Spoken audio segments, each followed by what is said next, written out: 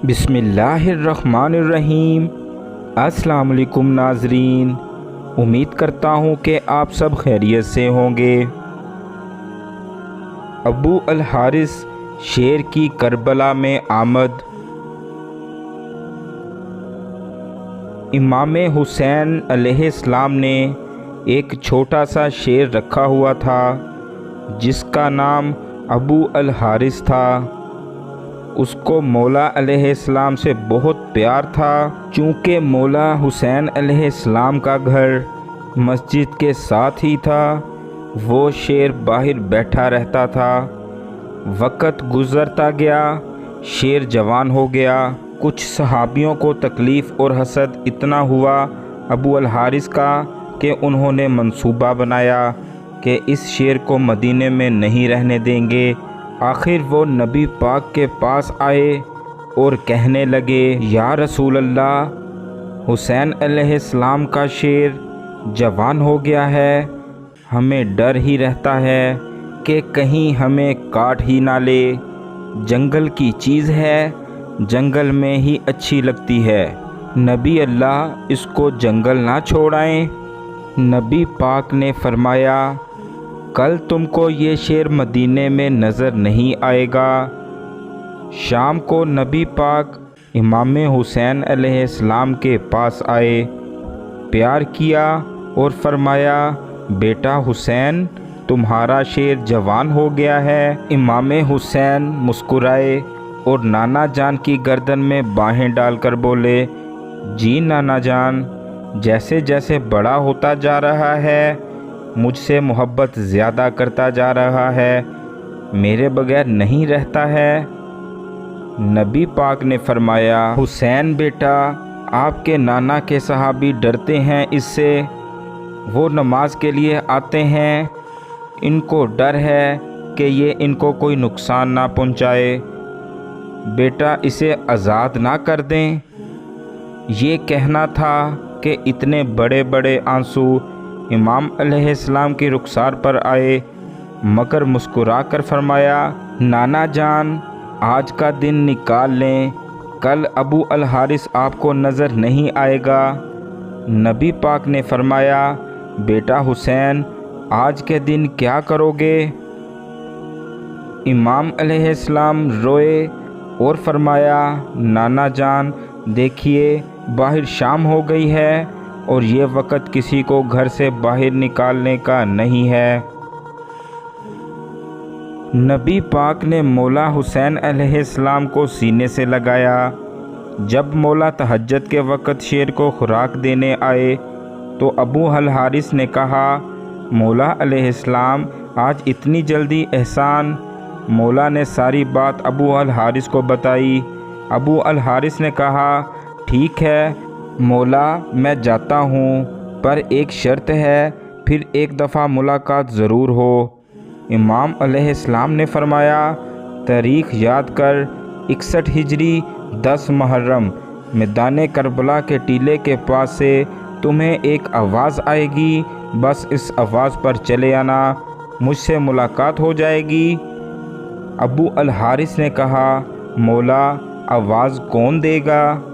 آپ نے فرمایا، نہیں، آپ علیہ السلام کا بھائی عباس علیہ السلام؟ آپ نے فرمایا، نہیں، تو پھر؟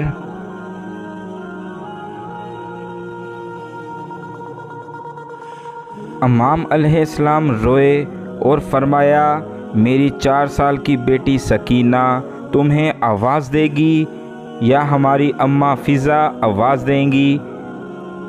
آج بھی کربلا معلی میں وہ مقام موجود ہے جہاں کھڑے ہو کر بی بی فضا نے ابو الحارث شیر کو آواز دی تھی۔ ہائے وہ روز عاشور کہ بس بی بی نے آواز دی، ابو الحارث جلدی آ، میرے بابا کے لاشے پر گھوڑے بھاگ رہے ہیں۔ مگر ہائے افسوس، جب ابو الحارث کربلا کی زمین پہ پہنچا تو امام علیہ السلام کی لاش 7 حصوں میں تقسیم تھی۔ ہائے حسین علیہ السلام، ہائے سکینہ۔ دیگر کتب میں یہ واقعہ اس طرح رقم کیا گیا ہے، بعد شہادت امام حسین علیہ السلام یہ شور و گل برپا ہوا کہ عمر ابن سعد کا حکم ہے کہ امام حسین علیہ السلام کی لاش پر گھوڑے دوڑا دیے جائیں اور لاش مبارک پامال کر دی جائے۔ یہ آواز سن کر اہل حرم میں قیامت برپا ہو گئی۔ علامہ مجلسی روایت کرتے ہیں، ادریس بن عبداللہ سے روایت ہے کہ جب حضرت امام حسین علیہ السلام شہید ہو گئے، لشکر عمر بن سعد نے چاہا کہ آپ کی لاش مطہر پامال کریں۔ اس وقت جناب فضہ کنیز جناب فاطمہ زہرا سلام اللہ علیہ نے زینب سلام اللہ علیہ خاتون سے عرض کیا کہ حضرت رسول خدا نے جب سفینہ غلام آزاد کیا تو ان کی کشتی دریا میں تھی اور ایک جزیرہ پہ ٹھہری۔ اس جزیرہ میں ایک شیر رہتا تھا، وہ سفینہ پر حملہ آور ہوا تو میں نے اس شیر کو مخاطب کر کے کہا، اے شیر، میں آزاد کردہ رسول خدا ہوں، مجھے اذیت نہ دے۔ جیسے ہی شیر نے نام مبارک رسول خدا سنا، فوراً راستے سے ہٹ گیا اور ہلاک کرنے سے باز رہا اور راستہ تک پہنچا دیا۔ پھر فضہ نے کہا کہ اے زینب علیہ السلام، میں نے سنا ہے کہ ہوائی کربلا میں ایک شیر رہتا ہے، اگر آپ اجازت دیں تو میں جا کر شیر کو آواز دوں اور اس واقعہ کی اطلاع کروں، شاید کہ شیر حفاظت لاش امام مظلوم علیہ السلام کر سکے۔